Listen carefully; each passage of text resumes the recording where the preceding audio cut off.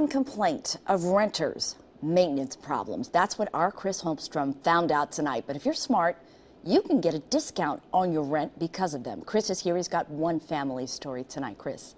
We all know how frustrating it can be to get repair work done from landlords. But imagine your home flooding nearly a dozen times in 2 years. And on top of all that, the complex tries to raise your rents.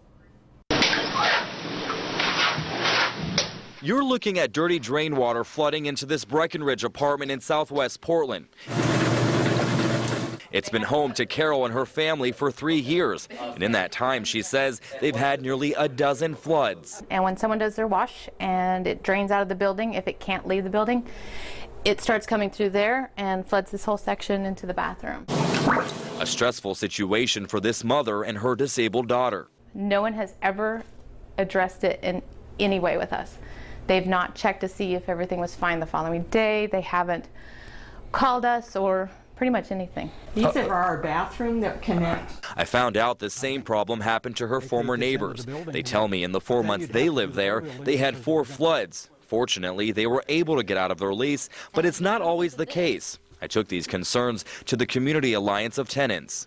The number one thing that tenants can do, regardless of the situation, but especially with repairs, is documentation. From there, I'm told you take the repair request to the landlord. If your repairs are still not complete, you can contact the City of Portland to have an inspector examine your unit, and if necessary, write up a violation. If the landlord was not in compliance with the law, you can try getting reduced rent from your landlord. Let's say they're paying $1,000 a month, and this repair is causing them, it's limiting their use of their apartment. Then they can say, well, we don't get full use of this apartment because of this repair, so we should get a reduction, and that can happen retroactively. But for this family, they tell me they've decided to move on, saying the floods and high rent has made it impossible to call home. Because they keep raising our rent, so we have to leave because we can't pay what they want us to pay now, and we're not finding anything either.